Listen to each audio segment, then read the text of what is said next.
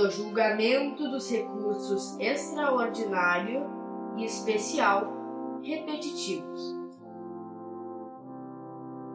Para racionalizar o julgamento de recursos repetitivos, o CPC 2015 dedica uma subseção ao julgamento dos recursos extraordinário e especial repetitivos, artigos 1035 a 1041.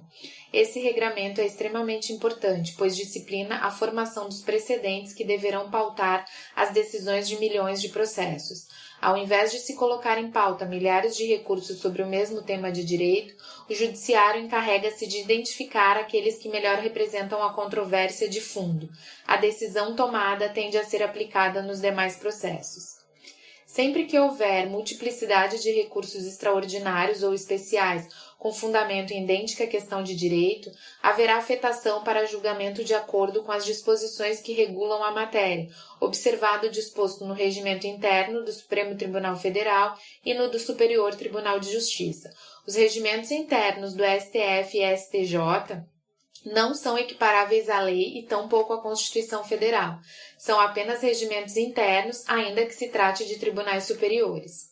O presidente ou vice-presidente de Tribunal de Justiça ou de Tribunal Regional Federal selecionará 2 ou mais recursos representativos da controvérsia que serão encaminhados ao Supremo Tribunal Federal, ao Superior Tribunal de Justiça para fins de afetação, determinando a suspensão do trâmite de todos os processos pendentes, individuais ou coletivos que tramitem no Estado ou na região, conforme o caso. Somente podem ser selecionados recursos admissíveis que contenham abrangente argumentação e discussão a respeito da questão a ser decidida. A escolha feita pelo presidente ou vice-presidente do Tribunal de Justiça ou do Tribunal Regional Federal não vinculará o relator no Tribunal Superior, que poderá selecionar outros recursos representativos da controvérsia. O relator em Tribunal Superior também poderá selecionar 2 ou mais recursos representativos da controvérsia para julgamento da questão de direito, independentemente da iniciativa do presidente ou do vice-presidente do tribunal de origem. Pode, aquele que tiver sido beneficiado pela decisão ou seu assistente simples ou litisconsorcial, pleitear ser excluído da lista dos processos sobrestados o recurso especial ou o recurso extraordinário intempestivo. O recorrente pode ser ouvido em 5 dias. Essa regra tem em vista evitar que a decisão seja adaptada àquilo que se vier a decidir no recurso especial ou no recurso extraordinário, se o recurso, na verdade, não poderia ter sido admitido, pois intempestivo. A adequação do acórdão de que se recorreu equivale ao julgamento do especial ou do extraordinário. Portanto, não pode ocorrer se o recurso cujo trâmite tenha sido suspenso estava fora do prazo a coisa julgada anterior. Da decisão que indefere o requerimento cabe agravo interno, pois se trata de recurso contra a decisão não de relator, mas de decisão de presidente ou vice-presidente. Selecionados os recursos, o relator no Tribunal Superior proferirá a decisão de afetação, na qual, inciso 1º, identificará com precisão a questão a ser submetida a julgamento. Havendo mais de uma afetação, será prevento o relator que primeiro tiver proferido a decisão. Inciso 2º, determinará a suspensão do processamento de todos os processos pendentes, individuais ou coletivos, que versem sobre a questão e tramitem no território nacional. As partes deverão ser intimadas da decisão de suspensão de seu processo a ser proferida pelo respectivo juiz ou relator quando informado da decisão de suspensão. E, inciso 3º, poderá requisitar aos presidentes ou vice-presidentes dos tribunais de justiça ou dos tribunais regionais federais a remessa de um recurso representativo da controvérsia. No último caso, quando o recurso requisitado contiver outras questões, além daquela que é objeto da afetação, caberá ao tribunal decidir esta em primeiro lugar e depois as demais, em acórdão específico para cada processo. Se após receber os recursos selecionados pelo presidente ou pelo vice-presidente de Tribunal de Justiça ou de Tribunal Regional Federal não se proceder à afetação, o relator, no Tribunal Superior, comunicará o fato ao presidente ou ao vice-presidente que os houver enviado para que seja revogada a decisão de suspensão. Demonstrada a distinção entre a questão a ser decidida no processo e aquela a ser julgada no recurso especial ou extraordinário afetado, a parte poderá requerer o prosseguimento do seu processo.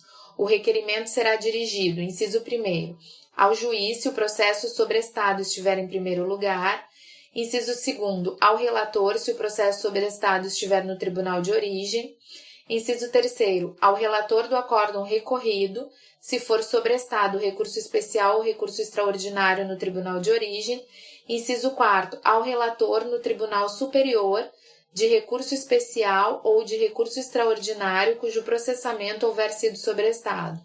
A outra parte poderá ser ouvida sobre o requerimento no prazo de 5 dias. Reconhecida a distinção no caso do requerimento dirigido ao juiz se o processo sobrestado estiver em primeiro grau, ao relator se o processo sobrestado estiver no tribunal de origem e ao relator no tribunal superior de recurso especial ou de recurso extraordinário cujo processamento houver sido sobrestado, o próprio juiz ou relator dará prosseguimento ao processo. No caso do relator do acórdão recorrido que for sobrestado recurso especial ou recurso extraordinário no tribunal de origem, o relator comunicará a decisão ao presidente ou vice-presidente que houver determinado o sobrestamento para que o recurso especial ou recurso extraordinário seja encaminhado ao respectivo tribunal superior. Da decisão que resolver o requerimento, caberá agravo de instrumento se o processo estiver em primeiro grau e agravo interno se a decisão for de relator. Os recursos afetados deverão ser julgados no prazo de 1 ano e terão preferência sobre os demais feitos, ressalvados que envolvam réu preso e os pedidos de habeas corpus. O relator poderá solicitar ou admitir manifestação de pessoas, órgãos ou entidades com interesse na controvérsia, considerando a relevância da matéria e consoante dispuser o regimento interno.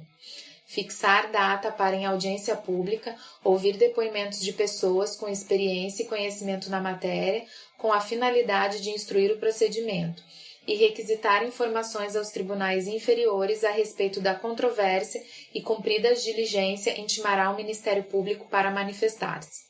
No último caso, os prazos respectivos são de 15 dias e os atos serão praticados sempre que possível por meio eletrônico.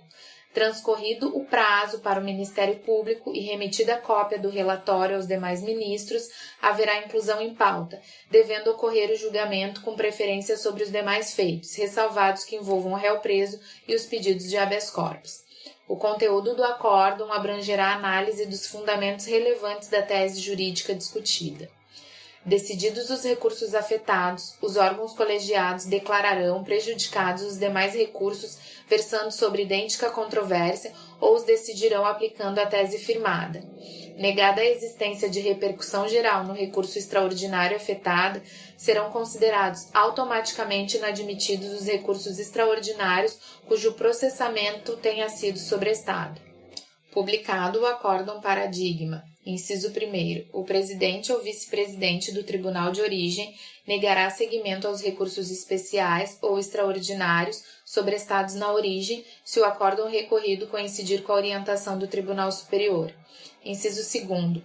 O órgão que proferiu o acórdão recorrido na origem reexaminará o processo de competência originária, remessa necessária ou recurso anteriormente julgado, se o acórdão recorrido contrariar a orientação do Tribunal Superior. Versando o recurso sobre outras questões, caberá ao presidente ou vice-presidente do tribunal recorrido, depois do reexame pelo órgão de origem, independentemente de ratificação do recurso, sendo positivo o juízo de admissibilidade, determinar a remessa do recurso ao Tribunal Superior para julgamento das demais questões. Inciso 3º. Os processos suspensos em primeiro e segundo graus de jurisdição retomarão o curso para julgamento e aplicação da tese firmada pelo Tribunal Superior. Inciso 4º. Se os recursos versarem sobre questão relativa à prestação de serviço público objeto de concessão, permissão ou autorização, o resultado do julgamento será comunicado ao órgão, ao ente ou agência reguladora competente para a fiscalização da efetiva aplicação por parte dos entes sujeitos à regulação da tese adotada. A parte poderá desistir da ação em curso no primeiro grau de jurisdição antes de proferida a sentença, se a questão nela discutida for idêntica à resolvida pelo recurso representativo da controvérsia. A lei cria estímulos para que haja desistência da ação, dispensando o juiz de proferir sentença de mérito. Caso a desistência ocorra antes da contestação, o autor ficará isento de custas processuais e honorários advocatícios. Se, entretanto, ocorrer depois de oferecida a contestação, por força de determinação legal, dispensa-se a anuência do réu. Todavia, fica o autor obrigado a arcar com as custas e honorários. Mantido o acórdão divergente pelo tribunal de origem, o recurso especial ou extraordinário será remetido ao respectivo tribunal superior. Realizado o juízo de retratação com alteração do acórdão divergente, o tribunal de origem, se for o caso, decidirá as demais questões ainda não decididas cujo enfrentamento se tornou necessário em decorrência da alteração. Chegamos ao fim deste episódio. Texto e narração de Letícia Marques Padilha. Até o próximo.